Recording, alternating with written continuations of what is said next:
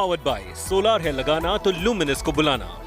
In association with the new Volkswagen Virtus.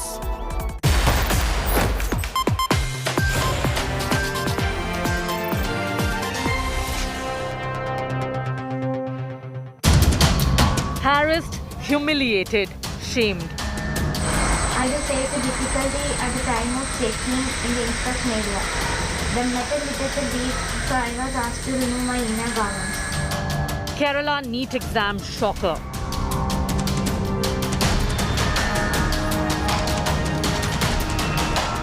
"90 girls told to remove their innerwear."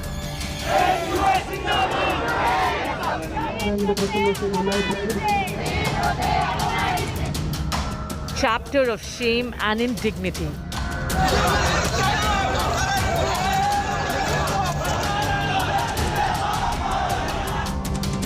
Exam body rubbishes claim National Testing Agency is responsible for conducting the examination. So it is their duty to conduct it in a NEET examination in a proper way. We have no responsibility. but brazen sexism stuns India.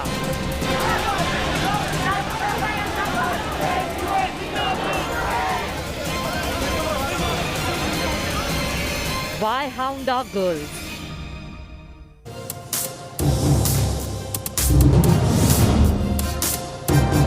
And why specifically have such incidents only happened at NEET centers in Kerala is a question being asked. India's most literate state.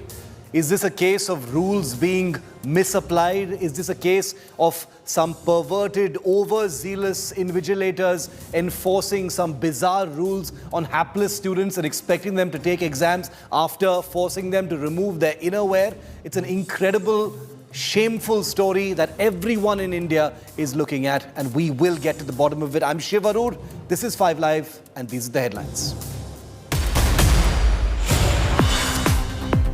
Absolutely shocking story from Haryana. DSP Surinder Singh mowed down by mining mafia truck in Nuh in Haryana. State government promises strict action against this syndicate that murdered this policeman in cold blood. Supreme Court relief to suspended BJP Neta Nupur Sharma for her prophet remarks. Granted interim protection from arrest till August the 10th in the 9 FIRs lodged against her. 23-year-old youth stabbed in Bihar for allegedly watching Nupur Sharma video clip. Police deny the Nupur link, claim there was a personal enmity. Ugly caste war over the Agnipath military recruitment scheme. Opposition claims bid to create Jati Veers. Defence Minister Rajnath Singh counters the misinformation, says there's been no change in the recruitment policy or the forms since the British age.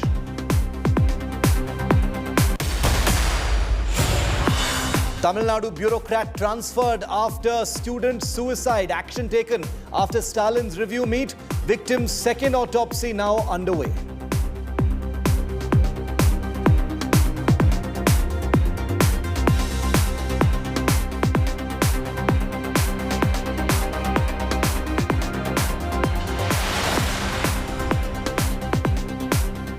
After India Today put the spotlight right here on 5 Live on a story that is too bizarre to even describe, where students taking the NEET exam in one particular center in Kollam in Kerala were asked to remove their innerwear after metal detectors detected metal components in their innerwear. They were harassed, they were humiliated, they were asked to leave their innerwear in a separate room. They were shamed, and now they have the country's attention. The NEET exam is taken in different parts of the country. Why have the only 2 instances of this kind only been known to happen once in 2017 in Kerala and now once again in 2022 in Kerala? Over 90 girls, not 1 or 2, 90 girls in Kollam were asked to remove their innerwear before entering the NEET exam hall. This brazen act has stunned India, triggering huge protests that you saw. The agency which conducts NEET has rubbished the Kerala government's charges, claiming that they were made with wrong intention by persons on the ground, and therefore it's become a blame game between the National Testing Agency, which is at the centre, and the Kerala state government. Take a look. The metal detector beeped, so I was asked to remove my inner garments. But it was plastic, and they do also confirm it as plastic. But even though they asked me to remove, very shameful and uncomfort for us facing the volunteers all through alone, and also to sit with the male candidates in their class. It was very A shocking revelation by a young NEET aspirant says she, along with 90 girls, were told to remove their innerwear to gain access to the exam center. I am one of the victims. My NEET exam was at the Matoma Institute of Information Technology. I did face a difficulty at the time of checking in the inspection area. The metal detector beeped, so I was asked to remove my inner garments. But it was plastic, and they do also confirm it as plastic. But even though they asked me to remove, not only me, majority of the girl candidates were being asked to remove. It was very shameful and uncomfort for us facing the volunteers all through alone. After this exam, our inner garments were damp together in a dark room, so it was very difficult to identify ours. The female volunteers were also very harsh. The shameful action sparked massive outrage and protests. India Today spoke to another girl who too was given similar indecent order as the invigilator feared exam conduct breach from the hooks of the innerwear. ഇങ്ങനെ under garments ഒക്കെ ഊരേണ്ടി വന്ന ഒരുപാട് കുട്ടികൾ protest ചെയ്തു. Actually ഇത് ഞങ്ങളിപ്പോൾ already exam എഴുതി practice ഉണ്ടായിരുന്നതുകൊണ്ട് തന്നെ ഇങ്ങനെ ഒരു സിസ്റ്റം പെട്ടെന്ന് അക്സെപ്റ്റ് ചെയ്യാൻ പറ്റിയില്ല. നമ്മൾ ഒരുപാട് പ്രൊട്ടസ്റ്റ് ചെയ്ത് പറഞ്ഞു നോക്കി. ബട്ട് അവരിതൊരു റൂളായിട്ട് തന്നെയാണ് പറഞ്ഞത്. ഇതൊരു സ്ട്രിക്റ്റ് റൂളാണ്, നിങ്ങളിത് സഹകരിച്ചേ പറ്റുള്ളൂ എന്നുള്ള രീതിയിൽ കമ്പൽ ചെയ്യായിരുന്നു. ആക്ച്വലി ടൈമില്ലായിരുന്നു നമുക്ക് തിരിച്ച് പറയാനായിട്ട്. അപ്പം തന്നെ ഏകദേശം 1 മണിയായി. ഒരുപാട് കുട്ടികൾ കരയുകയും എടുക്കുകയൊക്കെ ചെയ്തു. The National Testing Agency, which conducts NEET, rubbished the charges, claiming they were made with wrong intention. The exam watchdog said that the aspirants appeared for the exam and made no such complaints at the center, adding that its test codes are gender sensitive. But the local MP slammed NTA, saying it is not the first time that such incidents have taken place. Can you imagine that a girl of 16, 17 years of age, such an age student has not even submitted a complaint? That is the reason by which they are saying that such an incident has never happened in that examination hall. But so many students, even more than 21 students were frisked, that they are not even allowed to enter into the hall without cutting and removing the metallic object in the innerwear. NCPCR, the apex body for shielding children against crime, has written to the local authorities seeking action. It's very unfortunate if we can't trust our children, if we are forcing them to remove their innerwears. It's very unfortunate situation, and we are issuing a notice to the district magistrate of Kollam to look into the matter, inquire into the matter, and submit a report to NCPCR, identify the authorities. Youth Congress staged a protest outside Marthoma Institute of Information and Technology, where the entrance exam was being conducted. Cops recorded the statement of the complainants. Our duty was to provide the classrooms and invigilators. The National Testing Agency is responsible for conducting the examination. So it is their duty to conduct it in a NEET examination in a proper way. We have no responsibility in the conduct of this examination. Kerala Higher Education Minister wrote to Centre seeking strict action against NTA for the brazen sexism that has stunned India. Different parties, different organizations, everybody coming together, protesting and hoping that these kind of issues does not take place in this very state, Kerala. With video journalist Tinku Rajashekhar, this is Shubhimol KG reporting for India Today from Kollam.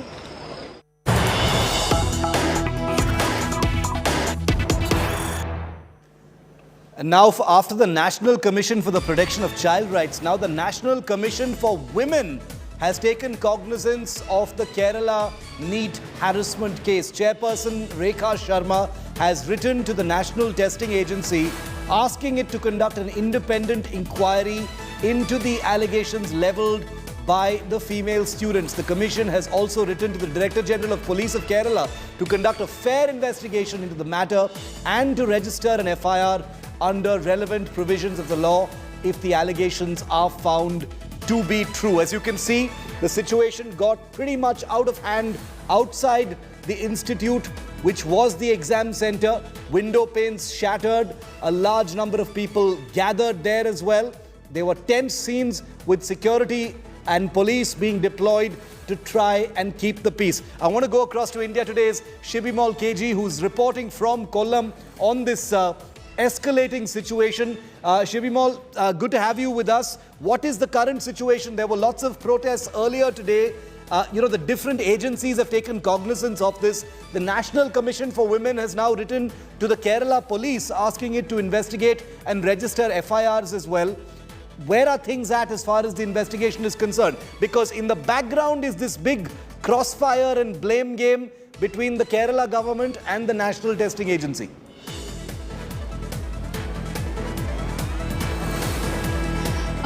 Well, the latest shift that we're picking up from the ground is that a total of 5 complaints have reached police, in which an FIR has been registered in 1 and a total of 5 complaints. Now that makes a total of 5, and the FIR has been registered in the complaint that was filed yesterday by a student, and her statements were recorded yesterday. We are hearing from the police sources that the other 4 students, their statements will also be recorded, and also 5, right? As of now, 5 have been under custody. The police have confirmed that they've taken 5 people under custody, in which 3 of them are from the agency side and the other 2 are from the college side. Now, when we spoke to the college officials, they're telling us that the 2 people who are from the college side, they're 2 women, and they're workers here, they're sweepers here, as well as from there, and they're justifying that they had no idea. These 2 women had no idea what was going on here, what exam was going on here.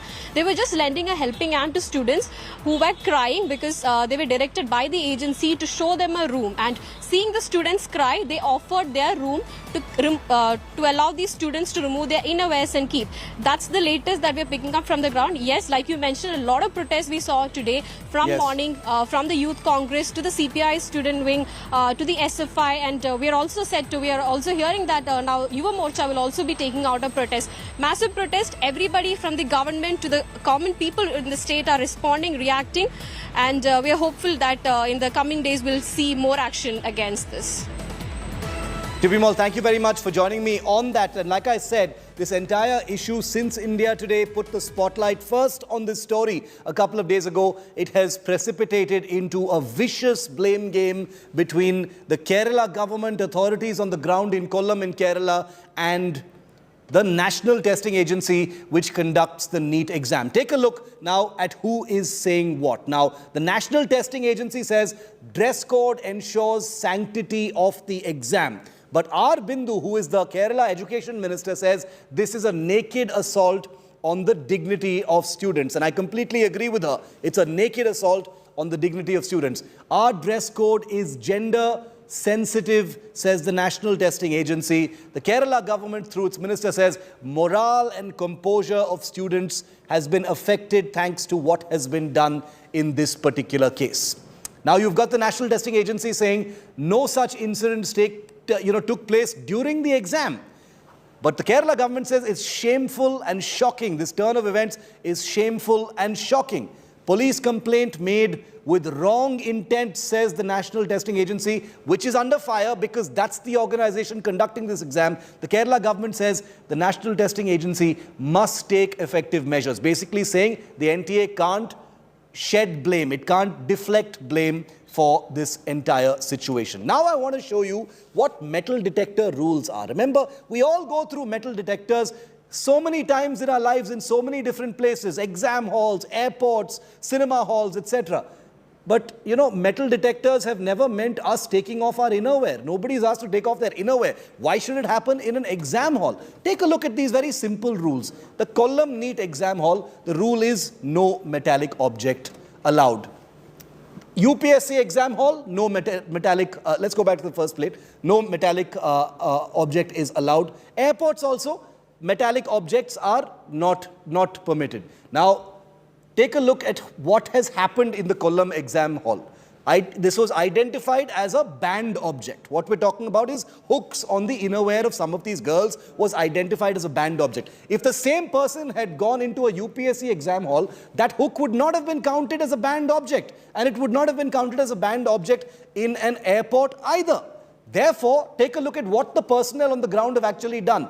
In the case of the Kollam NEET exam hall, it is very clear that they've used excessive and non-stipulated action. Nowhere in the NTA rules does it say, please tell the girls to take off their innerwear, only then they will be allowed. So who has decided to take this ridiculous, excessive action? The invigilators and the security personnel at the Kollam exam hall. It remains to be seen whether the NTA is responsible or the Kerala government, but it is the NTA that holds this exam. In a UPSC exam hall, there would have been no hindrance to the student. They would have been allowed in, because anyone with a brain will know that any metallic object in somebody's innerwear is not something to be, to set off an alarm bell in security. There would be no hindrance to passengers as far as airport entry is concerned.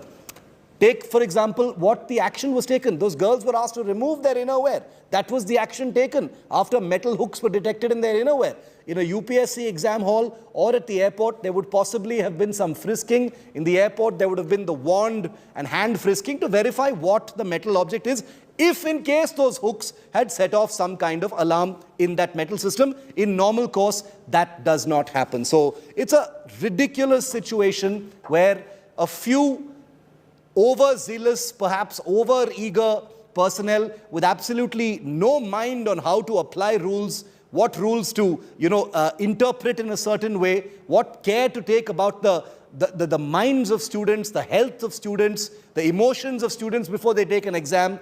They have truly shamed the education system and bogged down the Kerala government and the NTA in a needless controversy. I'm joined by Divya Reddy Sala. She's a social activist. Thank you, ma'am, for being with me on this story. There is a sense of ridiculousness and absurdity in this particular story, because, one hasn't heard of this thing happening anywhere else, madam. It's happened in Kannur in Kerala in 2017 once. Now it's happening in Kollam in Kerala. Why do you think this is the case? There's this ugly blame game going on between Delhi and Kerala over this whole thing. Where do you think the blame lies, ma'am? See, today I'm not just here as a social activist, but as a Beti of Hindustan, right? I'm glad we are all on the same page, that we're all condemning this heinous crime. But yet again, it's a battle against a woman to save her modesty. Yes, there has been a dress code that was given, and like you rightfully said, they probably would not allow jewelry, they would not allow watches, anything that is more metal than that we would have on our body on a regular basis. But a hook on in your innerwear, or that is not just absurd, but I think, like you've mentioned, that it is some zealous person who went a little overboard. I think a little differently on that. I think he's an absolute pervert to do this. I will not even glitch once before I say it, but it's an absolute pervert thought of what he has done to the students. Today, this teenager is not just traumatized for the exam, not for a year, not for two, probably for the next 30 years. She or along her other student friends, I think they would all be traumatized for the next 30 years. And how and who is going to compensate for this? And in fact, these friskers, I just don't understand.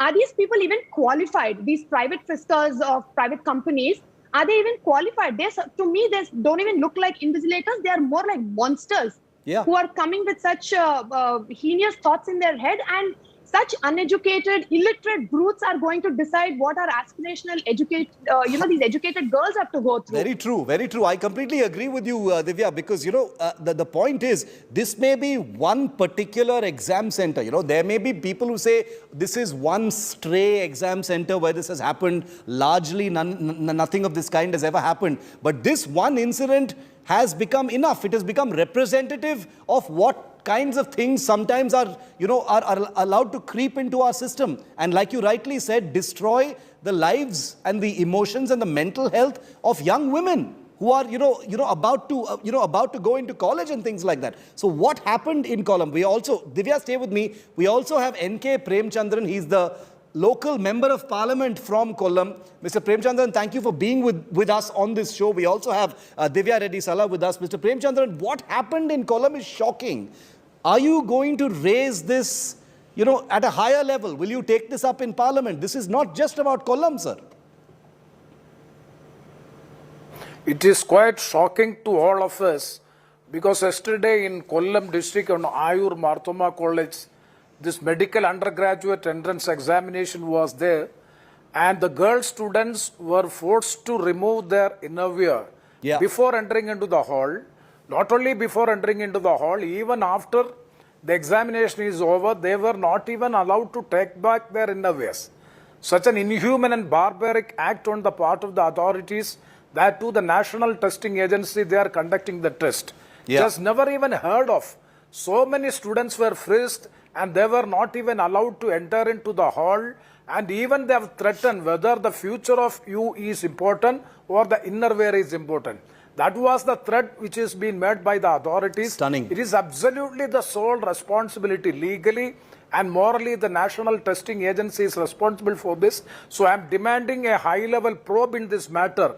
An independent, fair investigation into this matter is highly essential, and the Chadaimangalam police in Kollam district has already registered an FIR against the NEET examination authorities that has already been made. But it is quite unfortunate to say that the city coordinator who is coordinating the NEET examination in the district of Kollam has submitted a report and stating that they have not even received any complaint from the students, either from the students or from the parents. Can you imagine that a girl of 16, 17 years of age, such an age student has not even submitted a complaint? That is the reason by which they are saying that such an incident has never happened in that examination hall.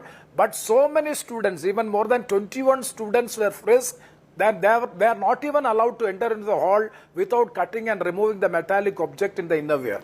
Sir, but the National Testing Agency says that no such incident has taken place. They are passing the buck. They are, blaming people on the ground for what has taken place. They are in denial. They are saying we are not at fault. There are no such rules to act in this way under NTA rules. What is your reaction to that?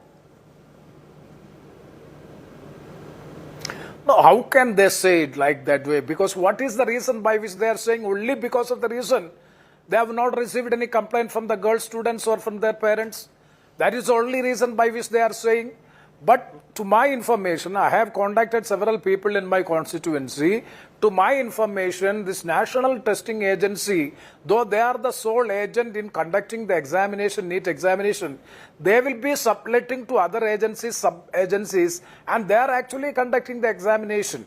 This frisking and all this inspection, everything is being done by the agencies which are subordinate or subletting agencies will be doing it. And inexperienced ladies, those who are working in bakeries, in hotels, they are deployed for having this frisking. That is the information which I have received, gathered from my constituency, especially in my district, Kollam. That means totally, and it is not the first incident. Even in 2017 also, same incidents happened in Kannur district, and 4 teachers were suspended for frisking and forcing the students to remove their undergarments or the...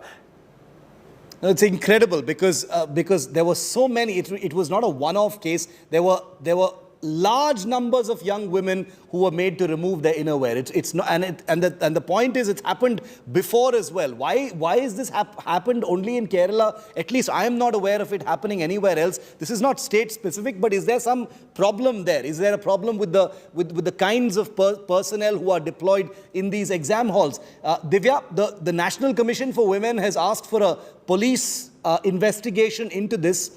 Do you think that those responsible will actually be punished? Because there's already a huge political blame game going on now. Everyone's passing the buck. See, again, I will reiterate what I've said, even earlier. Like, I'm not here to blame any government or political parties, but the whole system as such is time and again failing women's safety. I was here even last month, screaming my lungs out about the minor rape case that has happened in Hyderabad. And all thanks to media, that they are running the trial. And it's not in the judiciary, it's not with the police, it's not with anybody, who's liable to do this. But I think the responsible ones are being the media, because the more people like us are coming and being asked for our opinion, and when we're speaking out loud, media is picking it up, and that's when the whole trial is happening. Even with the case down south last time, the DCP initially said that no MLA son was involved, and then eventually it came out that he was also arrested. So that was all, I think, fairly it's because of the pressure that the media and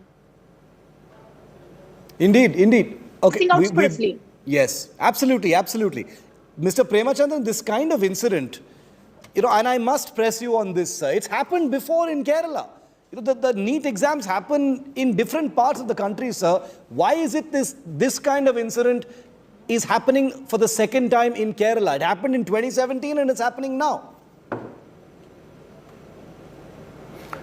Yeah, it is very strange to say that it is only happening in Kerala, such a state having high education rate and all these things. I cannot understand why it is happening in Kerala alone, because anyway, it is a reality.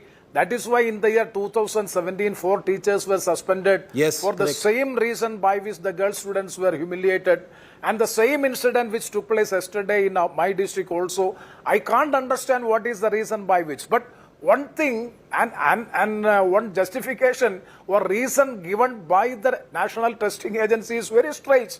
They are saying that they want to defame the NEET examination. What is the reason? And that's ridiculous. It is really shocking to us all why they are having this body inspection, this frisking. What is it? Because there are invigilators are there in the examination halls. There are instructors are there, and so many other and this photographs, so the cameras are also there. Then what is the need of having such a thorough frisking and all these things before entering into the examination halls? So my point is, if there is any guideline, I think that this there is a guideline is there. No metallic objects shall be entered into the examination hall. But what about the metallic objects which is attached to or clipped to this undergarments or the dress? They have to be, it is not clarified. And what is the reason? What is the justification having this frisking? What is the thing? Because this is an objective type competitive examination by which there is no chance of manipulation, is very less. Even if there is any chance of manipulation, there are invigilators, there are cameras are there, everything is out there. But what is the necessity of having such very serious kind of inspection and all these things? It cannot be accepted. It cannot be justified at any cost. My point is that if any norms which are inhuman. Now you've got the National Commission for the Protection of Child Rights. You've got the National Commission for Women. You've got the Kerala Police. You've got the Kerala government. You've got the National Testing Agency, all at various levels conducting their own sorts of investigations. There's a blame game going on, but there are investigations also taking place. And Divya, like you rightly pointed out, because of the media pressure, there is likely to be some action here. The question I want to ask you, Divya, is what kind of effect would something like this happen to the, what kind of effect would this have on these young women? They're on the threshold of the most crucial phase of their lives. What kind of effect would this have?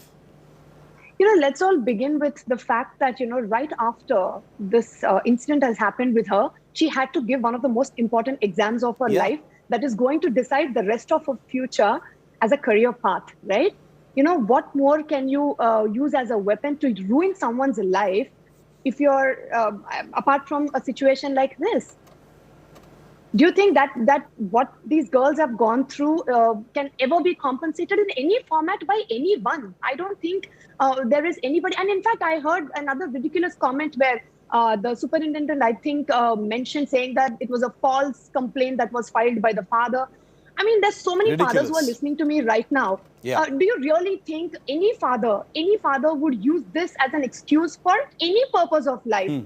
I mean, where we are talking about human rights, but this is lower than what inhuman qualifies for. You will never put, no living being will put their child through such a trauma for the rest of their lives for anything as such. So the comebacks that are, that are surfacing are especially very, very disturbing as such, apart from whatever has happened. Yes. And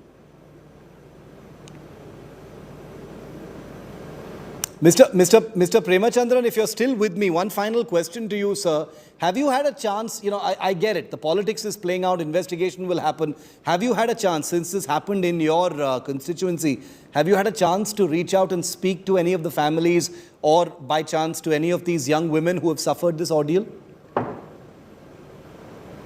No, so many people have contacted, so many principals have contacted, other examination centers people have contacted. They are all having a genuine complaint that in order to enter, before entering into the hall, the inspection and the frisking procedure is very, very, very disturbing, because even the self-confidence of the students are being distorted or disturbed. Why? Because these are all adolescent girls.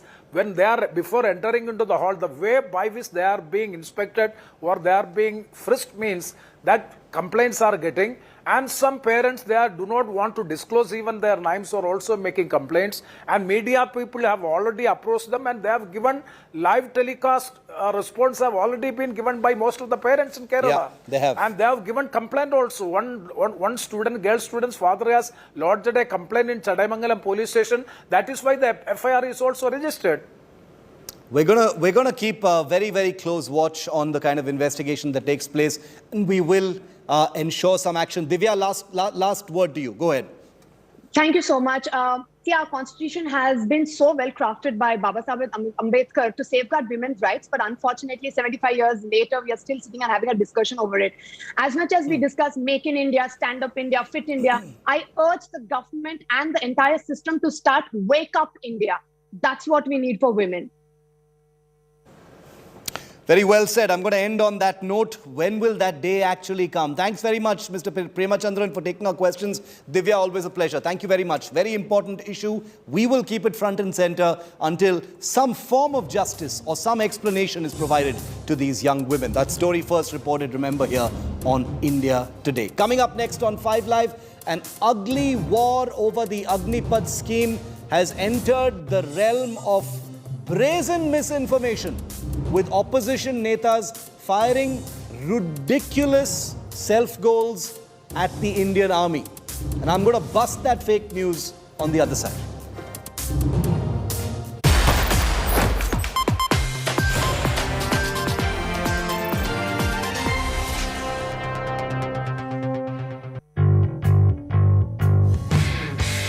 आपका इंतजार खत्म हुआ और मेरा भी, तो चलिए आ रहा हूं मैं आज से।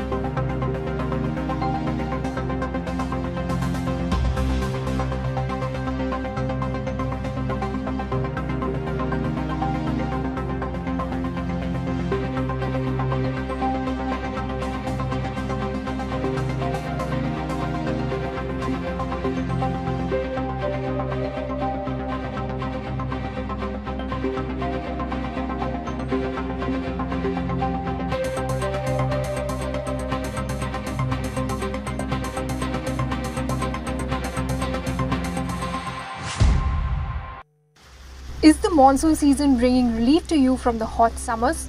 Well, what if we tell you that it can rain diamonds? Not certainly on Earth, but yes, it is raining diamonds on Uranus and Neptune. The temperature and pressure conditions on these planets are extreme. Due to this, carbon atoms can be crushed into diamonds. Uranus and Neptune are known by their unique blue shades. Both planets have a common condition to harden carbon atoms. But unfortunately, the inhospitable environment of the planet won't allow you to collect those diamonds.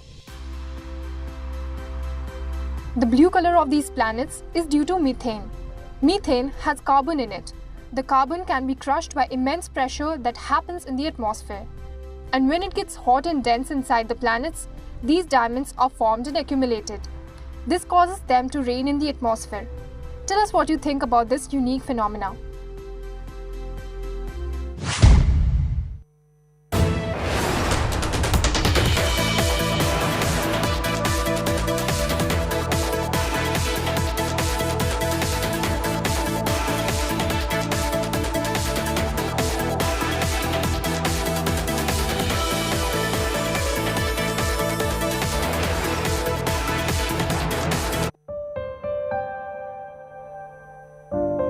जब हम आपके लिए एक news show बनाते हैं तो उसकी team भी एक ऑर्केस्ट्रा की तरह होती है। ठीक इस पियानो की तरह, अगर उसमें एक भी म्यूजिकल नोट गलत हो जाए तो पूरा स्वर बेसुरा हो जाता है, जो आपको अच्छा नहीं लगेगा। वैसे इसी पियानो में मेरे नए शो का नाम भी छिपा हुआ है। ये आपके लिए एक हिंट है।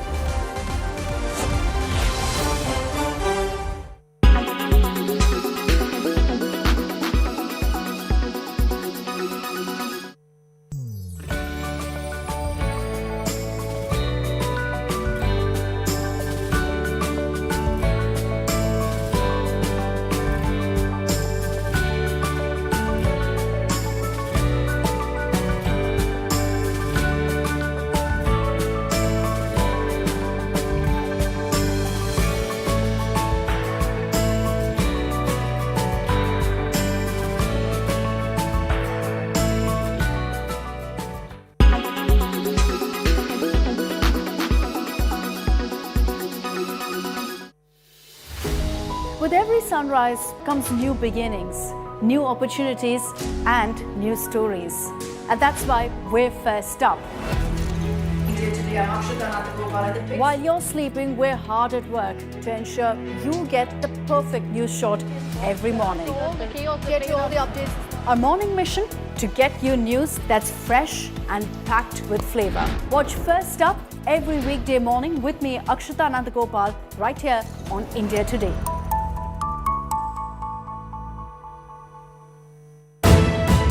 You are watching India.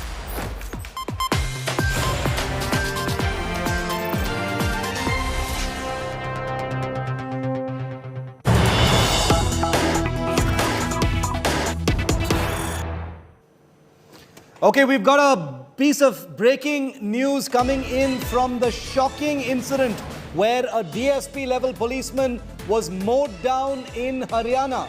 Now there's been an encounter. There's been an encounter in Haryana after the DSP was mowed down by a sand mafia. An encounter between the Haryana police and the mining mafia is currently on. That's the big story we're breaking right now. One accused has been shot at in this police encounter. The police is not taking this lying down. One of their own has been mowed down and murdered brutally by the sand mining mafia. And now it has triggered an encounter between the Haryana police and the mining mafia. One accused has reportedly been shot at this point of time. Let's go straight across to get a live update from India Today's Shreya Chatterjee. Shreya, what's going on? Well, Shiv, you know, this is the very spot where the DSP was mowed down in the early morning when he had got a tip-off about illegal mining that was being conducted in the area. Before I go across to actually tell the updates, I will try to show how illegal mining was rampant at this very area. You can see the visuals on our screen.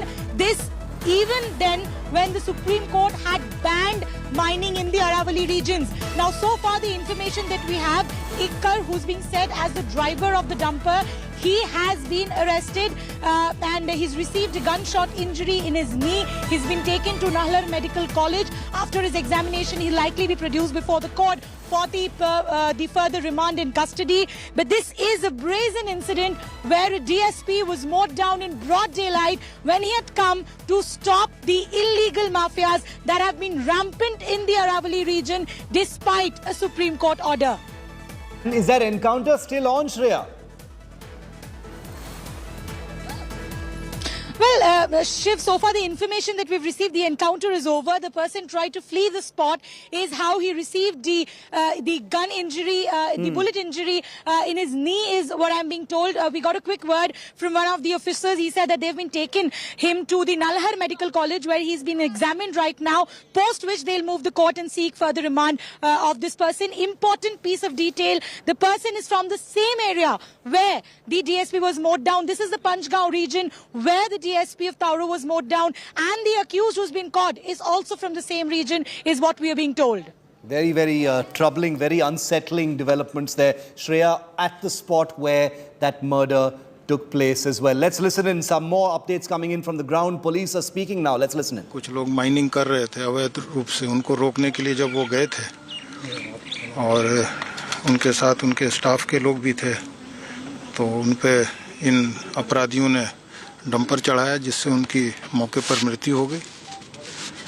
इस संदर्भ में एक मुकदमा दर्ज हुआ है हत्या का, और मुझे बताया गया है कि उसमें एक अभियुक्त अभी मुठभेड़ के बाद उसके पैर में गोली लगी है और वो काबू किया गया है। बाकी जो अभियुक्त हैं उनको शीघ्र काबू किया जाएगा, और इसमें संलिप्त जो भी दोषी हैं उनको किसी भी कीमत पर गंभीर से गंभीर हम जो है स्टेप लेंगे और उनको जल्द से जल्द पकड़ेंगे। ये आदेश हमने दिए हैं, और इसमें संलिप्त जितने भी और लोग हैं इस गिरोह के, उनको भी कानून के दायरे में तुरंत लाया जाएगा। सर, माइनिंग को लेकर जिस तरीके से माइनिंग का मामला चल रहा है, उसको लेकर डीएसपी साहब की मृत्यु हुई है, उसको लेकर सर क्या और आगे की क्या रणनीति होगी आपकी? इसमें संलिप्त जहाँ जहाँ है इसका पता लगाकर और उनके खिलाफ सख्त कार्रवाई की जाएगी। हरियाणा पुलिस किसी को भी नहीं बख्शेगी। जो भी लोग हैं उनके खिलाफ जो भी कानूनी कार्रवाई है वो शीघ्र की जाएगी। And now some fake politics over the Agnipath scheme of military recruitment. Aam Aadmi Party leader Sanjay Singh began this entire controversy today by accusing the centre of creating Jati Veers or caste Veers, using Agniveers as per their caste is being asked in their recruitment forms. That's what the allegation is. The BJP has hit back at Sanjay Singh of the Aam Aadmi Party, saying the centre has not made any changes. The recruitment form has remained the same for decades together now, and the purpose for asking caste and community backgrounds in those recruitment forms of the military for many decades now is administrative in nature. It is not for any kind of discrimination. Take a look. Despite massive protests, the Agnipath scheme has rolled out big time, with record enrollments being seen in the Indian Armed Forces. But on Tuesday, the scheme provided certain netas with a fresh opportunity for politics. It began with this tweet from Aam Aadmi Party leader Sanjay Singh, who aggressively attacked the government, claiming that under the Modi Sarkar, the army was now demanding caste and religion information in enrollment forms for potential defense recruits. The heated claim blew up on social media, unsurprising given what an emotive issue caste is. The topic was too delicious to resist, and soon other opposition netas leapt into this whirlpool of outrage. What they hadn't accounted for was the fact that they were plainly, embarrassingly wrong. आप सेना की भर्ती में जहां आरक्षण की व्यवस्था नहीं है, मान लीजिए, वहां पर आप जाति क्यों पूछ रहे हैं? क्यों पूछ रहे हैं? इसके पीछे आधार क्या है? क्या आप देखना चाहते हैं ये कौन सा पिछड़ा है, ये कौन से दलित हैं, ये कौन से आदिवासी हैं? ये जानना चाहते हैं आप? इसके अलावा क्या मंशा है आपकी? जिसकी सेहत अच्छी है उसको लीजिए सेना में। बहुत स्पष्ट रूप से आर्मी ने कहा है हमारे रिक्रूटमेंट प्रोसेस में धर्म का कोई स्थान नहीं, किंतु अनफॉर्चुनेटली, अभाग्यवशत, यदि कर्म क्षेत्र में युद्ध के समय किसी जवान को शहादत या वो बलिदान को प्राप्त हो जाता है, तो उसकी जो अंत्येष्टि की जाएगी, उसके जो अंतिम क्रियाएं की जाएंगी, वो कैसे की जाएंगी, ये निर्धारित करना भी सेंसिबिलिटी और सेंसिटिविटी के आधार पर होता है। इसलिए धर्म का एक कॉलम होता है। मैं ये स्पष्ट कर देना चाहता हूँ कि यह पूरी तरह अफवाह है। जो पहले व्यवस्था थी, हमारी आज़ादी के पहले से वही व्यवस्था अब तक चली आ रही है, उसमें कहीं पर कोई परिवर्तन नहीं हुआ। While the army refused to be dragged into the political fracas, given its sensitivity, the facts speak for themselves. The collection of caste and community data in the armed forces goes back 7 decades to the British era, where such data was collected for some key reasons, specifically for administrative purposes to populate regiments of persons from the same area, as well as to generate representational data. It is also used for religious rituals of soldiers who died during training or while on duty. But when have facts ever come in the way of politics? But the more immediate debate over the Agnipath scheme could be afoot in Parliament, with several substantive concerns and questions to be discussed threadbare. But with this ill-informed misfire at the government, the opposition has begun its street fight with dud ammunition. And it has only perhaps added to the misinformation surrounding the scheme. Bureau Report, India Today.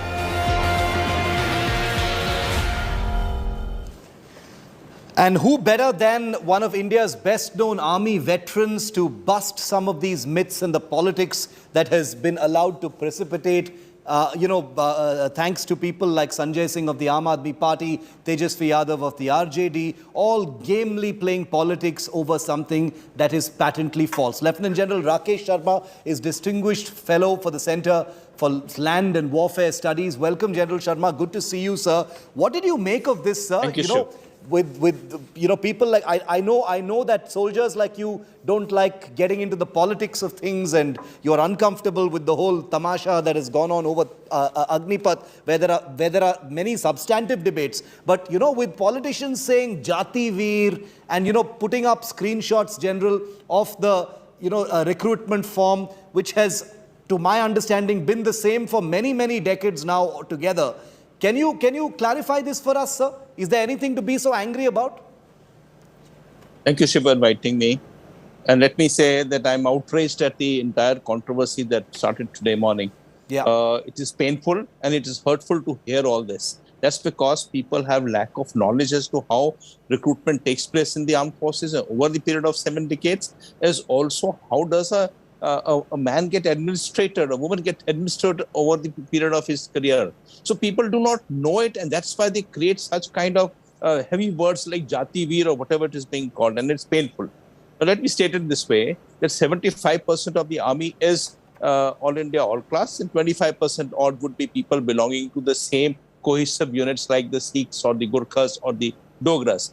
And if you follow that simple principle, the recruitment is carried out on the basis of merit, perfectly on merit, nothing to do with religion, nothing to do with caste. There is just no contention of this kind. It's held transparently, fairly in the open. People run together. It is not even that time known who's what caste or religion. It is tested separately. The written test is carried out for everybody else. The merit is formed exactly as merit is supposed to be formed. There is just no religion and caste. After the merit has been formed, then people will say, okay, let's put the Gadwalis who have been recruited into Gadwal regiment, and the Sikhs who go to Sikh regiment, or Sikhs, Majbis and Ramgarhias go to Sikh Light Infantry or go to the Bombay Engineering Group. So the division has been carried out at that time to cover the wastage of the regiments and the battalions that is supposed to take place in the course of 1 year. It's actually based on the recruitable male population. It's absolutely fair. Now, for example, I'll tell you Jackalite Infantry. Jackalite Infantry, who comes from Jammu and Kashmir, has 50% Muslims and 50% Hindus. That's a level laid down. Now, it's on the basis of the number of people in a battalion. You get a Maulvi posted, or you get a Pujari posted, or a Padri posted. So for a Assam regiment unit, if they are 125 people, they will be authorized a Padri. It is supposed to be, that's part of a secular traditions of this Sarv Dharam traditions of the armed forces. So I think, this is the actual false controversy being created, and it's causing deep amount of anguish among the soldiers also. And General, you know, these are elected representatives. These are not some fringe elements. These are elected representatives who are making these claims through their official Twitter handles, you know, which are followed by hundreds of thousands of people. You know, could this have a damaging effect, sir? Or, you know, could, for instance, people who are planning to send their loved ones into the army under the Agnipath scheme, they could be misled potentially by something like this? I don't think so. You see, if you say that there is a rally being carried out into an area, the parents also land up in the rally. The rally is a good mela. It's like a good fair. There are thousands and thousands aspirants, and there are thousands and thousands of parents there. Yes. Every relatives are watching it. What's happening? They see how the running is carried out, how the physical exercises, how measurements have been done, how medical has been done, how written has been done. It's all in the open, in the sight of everybody else. Yes. It's duly recorded. There is civil administration there. You cannot hold a recruitment rally without the concurrence of the local DC. Because he gives you date and time. It's all perfectly, and most of these gentlemen who will raise the issue will know this, because the civil administration is as intimately involved into recruitment processes of the armed forces as the armed forces are. So to say that there is something being carried out for the purpose of just because the column is necessary. It has got no relevance till the time merit is formed. It gets importance only when you have to give him a battalion. He Gurkha, he goes to Gurkhas. If he's somebody else, he goes somebody else. So, you know, it's a very simple and fair manner of doing things. Absolutely. And you're saying that nothing of this kind needs to actually be changed. It's a very fair process. This is one institution that works completely on merit, does not discriminate for any reason whatsoever on the basis of community and caste. That's what you're categorically saying, General. The reason I'm asking it again is because people are listening. There are people, and let's face it, sir, you know, in this age of social media, people will suddenly see that form. They may not have the background information about, you know, what this form is really about and all those things which you have just clarified. That's the reason why I'm asking you once again that there is categorically no discrimination on the basis of caste in the armed forces. Till the time recruitment is carried out, the merit list is made, there is absolutely no discrimination. This is only for allotment of regiments that you require to know, okay, he belongs to which region or which area or which religion. So he gets divided according to that. And, you know, nowadays in the new Agnipath scheme, there is all India, all class recruitment. It is, you know, the whole culture is going to change. It's going to be a new army in the course of next 10 years. This is getting fairer and fairer and fairer as time is passing. I think this controversy has been created to pull back. And, you know, I feel personally singularly perturbed by this controversy. Do you, one final question, General, then. How do you feel, as someone who has spent his entire life in the armed forces, you know, what would it possibly feel like for those within the armed forces when they see politicians making irresponsible and, you know, ill-informed, malicious comments of this kind? How would it feel to soldiers and officers? So, Shiv, ours is a very strong organization. The kind of cohesive bonds that we have with each other, where each man is fighting for his life along with his buddy and his friend, which can be any religion or any caste. To say many of these larger number of people who will be listening to it will be smiling and, you know, saying, look, these gentlemen don't even know how I got recruited and how I joined it. So I'll say the strength of the organization is that such controversies will come and will keep coming. We still have to stand on our feet and remember how I got into the service, which was perfectly fair and transparently. You couldn't have said it more clearly, and I hope your message echoes to all those who are wondering what this entire controversy is really about. You've heard it from a soldier, a general, a person who's spent his time in the armed forces, a person who's given blood, sweat and tears in uniform, clarifying for you that there is no caste discrimination. This is an alarming act of political irresponsibility by certain sections of the opposition that is being conducted in this manner. General Rakesh Sharma, always a pleasure to have you, sir. Thank you. Good to see you. My pleasure. And take care. Thank you very much for being with me on this show. And finally, do they really care about soldiers? Do they really care about those aspiring army cadets who are at those rallies? Do they really care about their false claims triggering young Indians into hitting the streets in large numbers? Do they really care about Dalits or OBCs?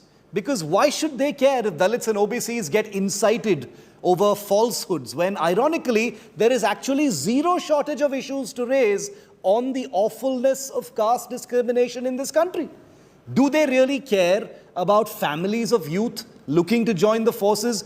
Because let those people waste their time verifying these dangerous false claims of caste being injected now into the armed forces enrollment documents.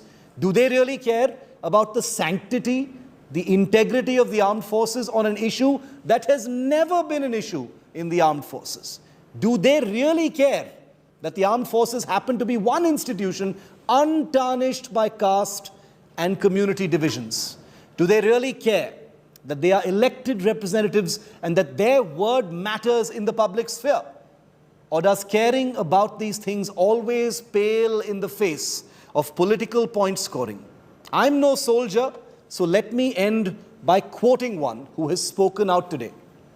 The documents required for recruitment in Agnipath remain the same. The caste and other certificates remain the same. Stop needless politics. Leave the army alone. Well, that's a wrap on 5 Live. Thanks so much for watching. And I'm going to leave you with these images of the recently exiting British Prime Minister Boris Johnson, who strapped into the cockpit of a British fighter jet for these viral images up in the skies over Britain. He's in a typhoon. That's Boris in the cockpit.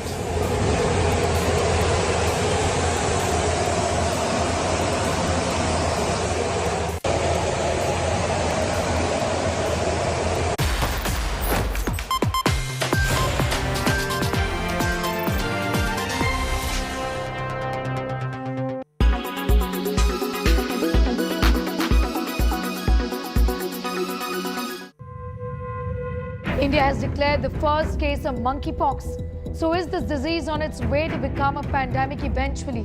What should India do to up its fight against a possible spread of this infection to different parts of the country? Right now, this case is from Kerala, where a 35-year-old returnee from the UAE is recuperating in Kerala's Kollam district. What is the government of India doing now? The Union Health Ministry has rushed a central team to Kerala to oversee the situation, given concerns of this infection being transmissible. Guidelines have been released by the government on detection, surveillance, containment and mitigation. Is this on its way of assuming pandemic proportions then? Even as the world enters into the third year of the COVID-19 pandemic, the question is whether this is another medical emergency that will eventually enter pandemic stage.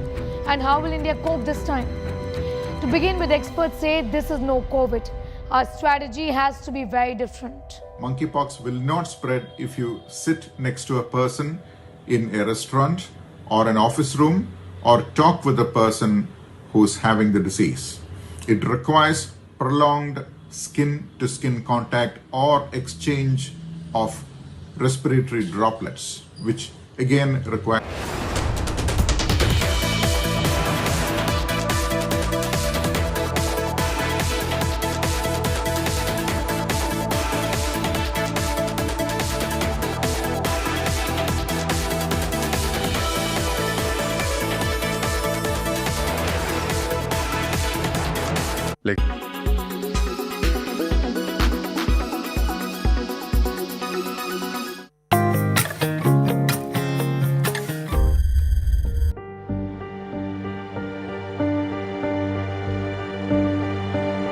The Animal Husbandry Department released a statement saying that they will make Bangalore street dog free.